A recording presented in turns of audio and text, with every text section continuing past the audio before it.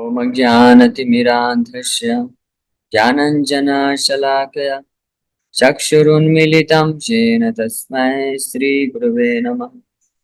नमो विष्णुपादाय कृष्णप्रेष्ठाय भूतले श्रीमते भक्तिवेदान्तस्वामिन्निति नामिने। नमस्ते सारस्वती देवे गौरवाणी प्रचारिणे निर्विशेष शून्यवादी पाश्चात्यदेशतारिणे।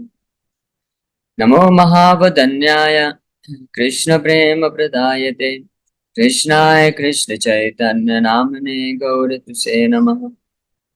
जय श्री कृष्ण चैतन्य प्रभु नित्यानंद श्री अद्वैत गदाधर शिवासादि गौर भक्त वृंद।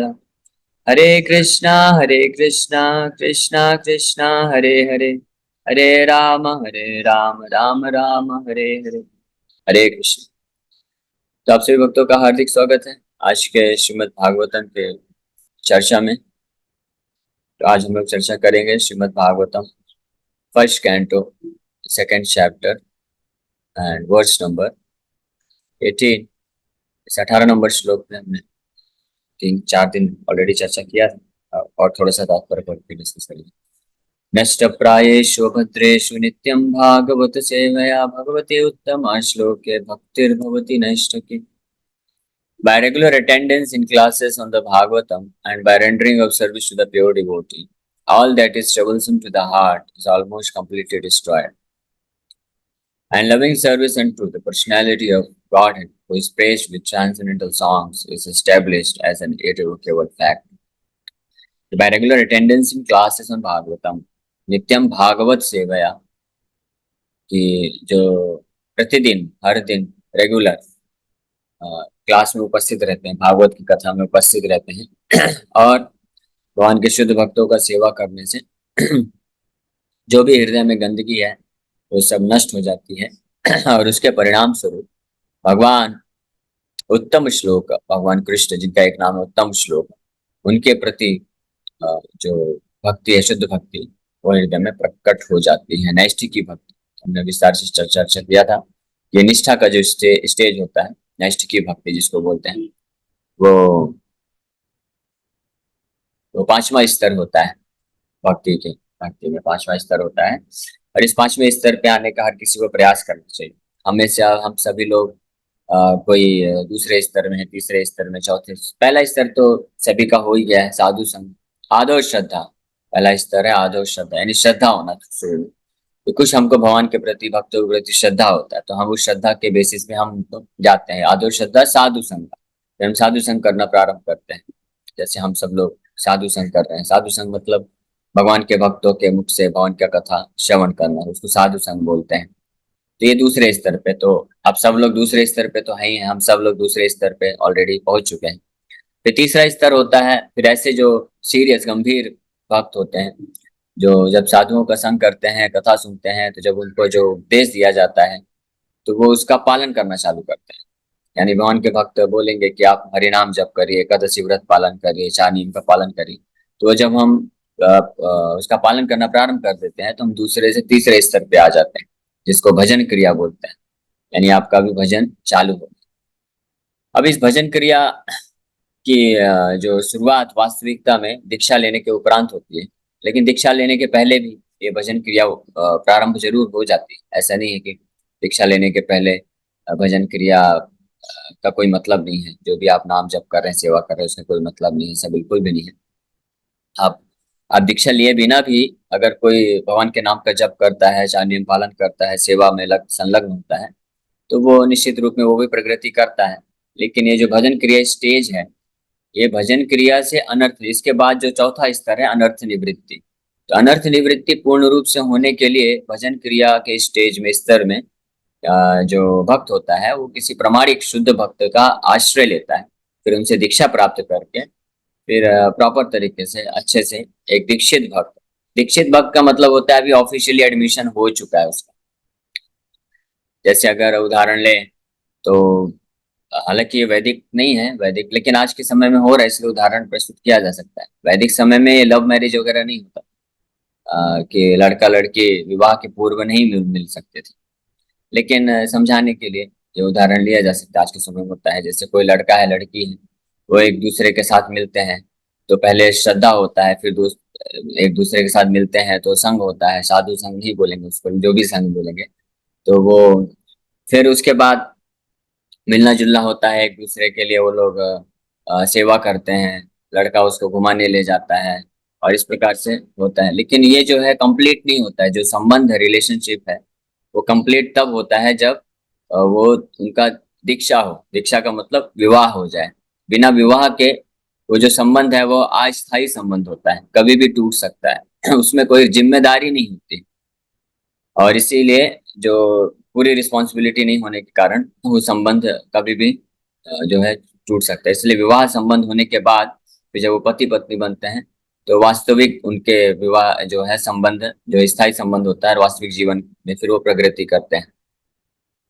उसी प्रकार से जब तक कोई भक्त भगवान के भक्तों का संग करता है, उनको भजन क्रिया सिखाते हैं, साधु संग में आकर के उसको चैंटिंग, रीडिंग, शेयरिंग, सेवा, ये सब सिखाते हैं तो वो एक अनऑफिशियल होता है, अस्थाई होता है। उसमें भी कई बार ऐसा होता है, लोग कच्चे पक्के रहते हैं। कभी इच्छा हुआ तो भजन करेंगे, जप करेंगे, नहीं हुआ तो जप नहीं करेंगे, और कभी इच्छा हुआ तो कथा में आएंगे, नहीं हुआ तो नहीं आएंगे। इस प्रकार से ये अस्थायीपन बना रहता है। लेकिन अगर जो भी भक्त स्थायी रूप से भगवान की सेवा में जुड़ना चाहते हैं तो फिर उनको दीक्षा लेना चाहिए। दीक्षा लेकर के प्रमाणिक गुरु के आश्रय में रह करके, जब तो दीक्षा से एक और विशेष बात होती है कि जब भगवान के कोई शुद्ध भक्त प्रमाणिक आचार्य शिष्य के रूप में स्वीकार करते हैं तो भगवान उसी समय उस भक्त को अपनी परंपरा में जोड़ लेते हैं और अपना मान लेते हैं। तो इस प्रकार से पूरा गुरु शिष्य परंपरा और भगवान स्वयं उस भक्त का, जीवात्मा का रिस्पॉन्सिबिलिटी ले लेते हैं। और जीवात्मा भी जो है, जो भक्त भी होता है, वो भी अपना जिम्मेदारी सेवा करने का जो है प्रॉमिस करता है, वचन देता है। जैसे वैदिक समय में जो पति पत्नी जब विवाह होता है तो विवाह के समय पे ये वचन दिया जाता है। पति वचन देता है कि मैं तुम्हारा हर समय हमेशा सुरक्षा प्रदान करूंगा और कभी त्याग नहीं करूंगा, कभी नहीं छोड़ूंगा। और पत्नी भी वचन देती है कि मैं पूरे श्रद्धा के साथ आपका सेवा करूंगी, आपके घर का, आपके और घर का मतलब पालन पोषण, सेवा।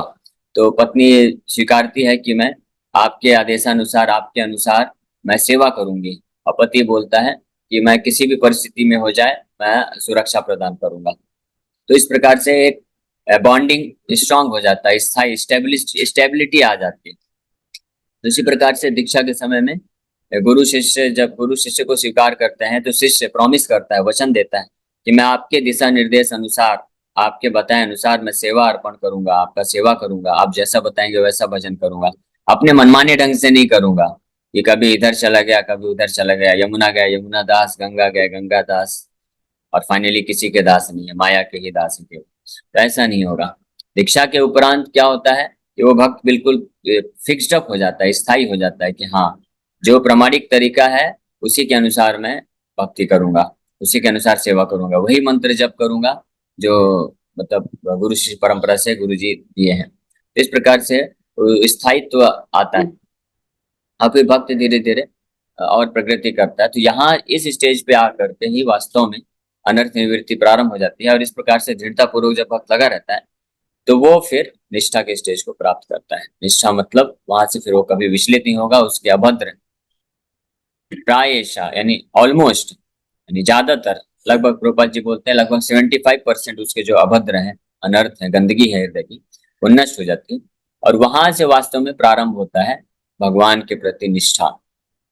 और निष्ठा पे खत्म नहीं होता है, हमने लास्ट टाइम चर्चा किया था। इस तरह से निष्ठा, इस तरह से निश्चित होकर के जब कोई भजन में लगा रहता है, सेवा में लगा रहता है, तो वो धीरे धीरे भगवान के नाम में, तब जो है भगवान के नाम में रुचि उत्पन्न होती है, फिर आसक्ति आती है, फिर भाव उत्पन्न होता है, फिर प्रेम उत्पन्न होता है। तो ये इतना सस्ता चीज नहीं है। जैसे कुछ ढोंगी लोग होते हैं जिनको सहजिया, प्राकृत सहजिया बोला जाता है। सहजिया मतलब जो सहज ले लेते हैं कि भगवान के प्रति प्रेम बड़ा सहज है। तो भगवान के प्रति प्रेम इतना सहज नहीं, सहज है लेकिन उनके लिए सहज है तस्याहम सुलभा पार्थ, उनके लिए सहज है, उनके लिए सरल है जो भगवान के शुद्ध भक्तों का आश्रय में रह करके उनके दिशा निर्देश अनुसार भक्ति का पालन करते हैं, नियम का पालन करते हैं। ये नहीं है कि अपने मनमाने ढंग से जो है हर तरह का पाप भी करेंगे और भजन करने का, जप करने का दिखावा भी करेंगे, वो नहीं काम करेगा। वो फिर उससे भगवान के प्रति जो प्रेम है वो पूरा असली प्रेम नहीं उत्पन्न होगा, वो बस दिखावटी प्रेम उत्पन्न होगा। क्योंकि असली प्रेम का, भगवान के प्रति असली जो आसक्ति है या प्रेम है, उसका लक्षण बताया गया है भागवत में। वो लक्षण क्या है? भक्ति परेशा अनुभव विरक्तिर अन्यत्रस्या। भक्ति से परेश, परेश मतलब भगवान कृष्ण का अनुभव यानी साक्षात्कार प्राप्त होता है, और साथ ही साथ में विरक्तिर अन्यत्रस्या, और अन्य सभी चीजों से, सभी वस्तुओं से, सभी लोगों से, हर प्रकार के भौतिक भोग की इच्छाओं से विरक्ति उत्पन्न हो जाती है उसके हृदय में।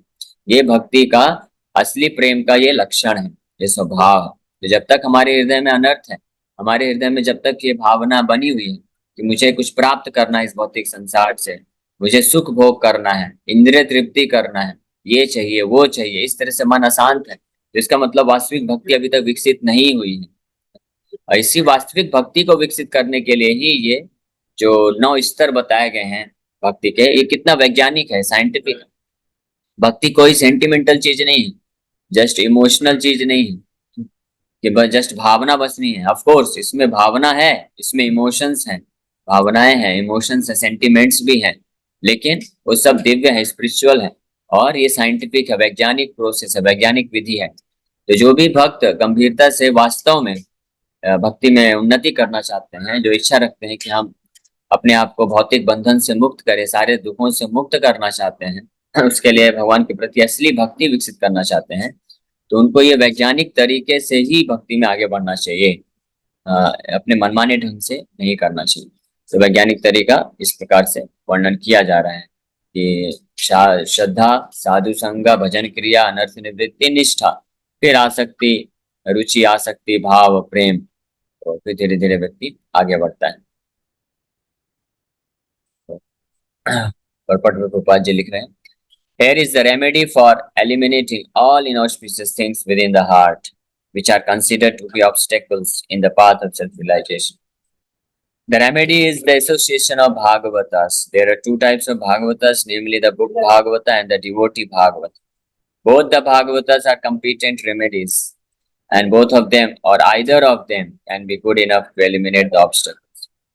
A devotee Bhagavat is as good as book Bhagavat because the devotee Bhagavat leads his life in terms of the book Bhagavat, and the book Bhagavat is full of information about the personality of Godhead and his devotees who are also Bhagavatas. Bhagavat book and person are identical. तो इसके बारे में already हमने चर्चा किया। यहाँ पे जो आया है, नष्ट प्रायेषु भद्रेषु नित्यम भागवत सेवया, नित्यम नित्य रूप से भागवत का सेवा करना चाहिए। तो प्रभुपाद जी बता रहे हैं 2 प्रकार के भागवत होते हैं, एक डिवोटी भागवत यानी भक्त भागवत, और दूसरा ग्रंथ भागवत। तो हम जो अभी चर्चा कर रहे हैं वो ग्रंथ भागवत है, और दूसरे गुरु का आश्रय लेना चाहिए। भगवान के जो शुद्ध भक्त होते हैं वो व्यक्ति भागवत, भक्त भागवत होते हैं, जो ग्रंथ भागवत के अनुसार जीवन व्यतीत करते हैं। The devotee Bhagavat is a direct representative of Bhagavan, the personality of God. So by pleasing the devotee Bhagavat, one can receive the benefit of the book Bhagavat. Human reason fails to understand how, by serving the devotee Bhagavat or the book Bhagavat, one gets gradual promotion to the path of devotion. ये बहुत एक सरल उपाय है। अगर कोई भी व्यक्ति भगवान के भक्ति मार्ग में उन्नति करना चाहता है, इसमें संसार से पूर्ण रूप से सभी दुखों से मुक्ति प्राप्त करना चाहता है, तो क्या सरल उपाय है कि अगर सिंपली केवल कोई भगवान के भक्त भागवत जो है उनका सेवा करता है, और जो ग्रंथ भागवत है उसका अध्ययन करता है, श्रवण करता है उनके माध्यम से, तो वो चीज प्राप्त कर सकता है। क्योंकि जो भक्त भागवत होते हैं वो भगवान के साक्षात प्रतिनिधि होते हैं, भगवान को अत्यंत प्रिय होने के कारण भगवान के जो शुद्ध भक्त का सेवा करते हैं तो भगवान उनसे भी प्रसन्न हो जाते हैं। इंग्लिश में कहावत है, love me love my dog, if you love me love my dog. अंग्रेजी में कहावत है कि अगर किसी के पास कुत्ता है तो अगर आप उसको प्रेम करना चाहते, उसके कुत्ते को प्रेम दोगे तो वो व्यक्ति भी प्रसन्न हो जाएगा। लेकिन ये सब वेस्टर्न इंग्लिश का कहावत है। हमारे इधर बोल सकते हैं कि अगर कोई पिता है तो आप उसके माँ बाप हैं, तो अगर उसके जो छोटा बच्चा है उसको आप प्रेम करेंगे, उसको आप खिलाएंगे, तो उसके जो माँ बाप हैं वो भी प्रसन्न हो जाएंगे। तो इसी प्रकार से जो भगवान के शुद्ध भक्त होते हैं, भगवान के अत्यंत प्रिय बच्चे हैं, तो उनका हम सेवा करने से भगवान को प्रसन्न करते हैं। But actually, these are facts explained by Sri Narada Dev, who happened to be a maid servant's son in his previous life. The maid servant was engaged in the menial service of the sages, and thus he also came into contact with them. And simply by associating with them and accepting the remnants of food stuff left by the sages, the son of the maid servant got the chance to become the great devotee and personality Srila Narada Dev. These are the miraculous effects of the association of Bhagavatas. And to understand these effects practically, it should be noted that by such sincere association of the Bhagavatas, one is sure to receive transcendental knowledge very easily, with the result that he becomes fixed in the devotional service of the Lord. The more progress is made in devotional service under the guidance of the Bhagavatas, the more one becomes fixed in the transcendental loving service of the Lord. The messages of the book Bhagavad, therefore, have to be received from the devotee Bhagavad. And the combination of these two Bhagavatas will help the neophyte devotee to make progress on him. ये भी हमने already चर्चा किया पिछले 2-3 दिन पहले कि नारद मुनि का स्वयं का उदाहरण, अपना नारद मुनि स्वयं ये उदाहरण देते हैं भागवत में कि कैसे कोई व्यक्ति भक्त भागवत का सेवा करके उनके द्वारा श्रवण करके जान करके वो ग्रंथ भागवत को अच्छे से समझ जाते हैं और भगवान के प्रति जो शुद्ध भक्ति है, प्रेम जो है प्राप्त कर लेते हैं। यहाँ तक कि इतना निकृष्ट जन्म होने के बाद भी नारद मुनि पिछले जन्म में एक शूद्राणी के पुत्र थे, शूद्र मेड सर्वेंट मतलब दासी पुत्र थे, और उनको मौका मिला 4 महीने चातुर्मास के टाइम पे भगवान के शुद्ध भक्तों का संग प्राप्त हुआ, उनका वो सेवा करते थे, उनको प्रसाद खिलाते थे, फिर उनका प्लेट धोना है, फिर उनका जो उच्छिष्ट बचता था तो वो खाने को मिलता था, उनसे परमिशन लेके आदेश प्राप्त करके खाते थे। तो ये करने से उनका हृदय जो है शुद्ध होने लग गया, और जैसे हृदय शुद्ध होने लग गया तो उनको इच्छा हुआ कि जब ये शुद्ध भक्त लोग बैठ के भागवत कथा करते थे, श्रवण कीर्तन करते थे, तो नारद भी जो छोटे बालक थे वहीं पास में बैठ जाते थे और वो भी सुनते थे, कीर्तन करते थे साथ में। तो धीरे धीरे करते करते करते 4 महीने के अंदर ही, 4 महीने के बाद ये भक्त लोग आगे निकल गए और नारद मुनि के हृदय में वो जो बीज है वो बो दिया उन्होंने, भगवान के प्रति आसक्ति प्रेम का जो भाव का बीज है छोटा सा। और उनको फिर नारद मुनि की सिंसियरिटी गंभीरता को देखते हुए उन्होंने नारद मुनि को शिक्षा भी प्रदान किया, एक तरह से दीक्षा दे दिया उनको नारद मुनि को, और आध्यात्मिक शिक्षा दी कि कैसे भगवान का भजन करना है, भगवान का सेवा कैसे करना है, उनका नाम जप कैसे करना है, और भागवत का जो सिद्धांत है वो उनको सिखा दिया। तो उनके जाने के पश्चात भी नारद मुनि उनके आदेशानुसार उसको अपने जीवन में उतारने लग गए और पूरा जीवन इस प्रकार से भक्ति किए, और जीवन के अंत में साक्षात नारायण जो है उनको स्वीकार करते हैं, दर्शन देते हैं, और वो ये शरीर को छोड़ करके तुरंत उनको दिव्य आध्यात्मिक शरीर की प्राप्ति होती है, और वो पूरे वैकुंठ गोलोक वृंदावन से लेकर के पूरे ब्रह्मांड में, भौतिक ब्रह्मांड में भी कहीं भी विचरण कर सकते हैं। और हम सब जानते हैं कितने विख्यात महान भगवान के शुद्ध भक्त बन गए, भक्ति के आचार्य बन गए, भगवान के शक्त्यावेश अवतार बन गए, भगवान के शक्त्यावेश अवतार बनने का भी उनको चांस मिल गया भगवान के शुद्ध भक्तों का संग मात्र करने से। ये प्रभाव है भगवान के शुद्ध भक्तों की संगति में आके जब हम श्रवण करते हैं भगवान के बारे में, और जब हम खुद गंभीरता पूर्वक उनके आदेशों का जो निर्देश है, शिक्षाओं का पालन करने का प्रयास करते हैं, तो हम भी हर प्रकार के आध्यात्मिक सफलता को प्राप्त कर सकते हैं। तो इस श्लोक में हमने इस प्रकार से विस्तृत चर्चा किया, तो यहीं पे एंड करते हैं। किसी बात का कोई प्रश्न है तो प्रश्न पूछ सकते हैं। हरे कृष्ण। हाँ प्रभु जी, बस ये पूछना था कि जैसे अभी तो हम भक्ति कर रहे हैं, जो भी साधना भक्ति में है, तो जैसे दीक्षा का आता है तो जैसे मन में जैसे एक डाउट तो नहीं आ रहा है जैसे कि जब तक दीक्षा नहीं होती तब तक इसका प्रभाव नहीं है या कम है, अपनी भक्ति तो साधने में लगे हैं, उस हिसाब से किसी कारण से दीक्षा नहीं ले पा रहे हैं, जैसे फैमिली प्रॉब्लम है, परमिशन नहीं मिल रही। ओके, तो पहली बात तो ऐसा नहीं है कि बिना दीक्षा के जो आप भजन कीर्तन करते हैं वो उसका कोई प्रभाव नहीं है, उसका लाभ तो जरूर मिलेगा, लेकिन पूर्ण लाभ जो है दीक्षा के उपरांत होता है। दीक्षा लेने से हम और ज्यादा स्थायी हो जाते हैं, फिक्स्ड अप हो जाते हैं। जैसे इसलिए मैंने उदाहरण दिया था कि विवाह के ऊपर पहले रिस्पॉन्सिबिलिटी नहीं है, उत्तरदायित्व नहीं है, ये थोड़ा रूड एग्जाम्पल है लेकिन समझाने के लिए, ताकि लोग समझ जाए, इससे कनेक्ट कर सकते हैं। तो लड़का लड़की आपस में मिलते हैं, गर्लफ्रेंड बॉयफ्रेंड बनते हैं, कभी भी छोड़ के जा सकते हैं, कोई रिस्पॉन्सिबिलिटी नहीं। लेकिन अगर विवाह हो गया तो एक रिस्पॉन्सिबिलिटी आती है, उत्तरदायित्व आता है कि नहीं, हमने विवाह किया है, कुछ भी हो जाए हम छोड़ नहीं सकते हैं। और आजकल तो वो भी सब खत्म हो गया है।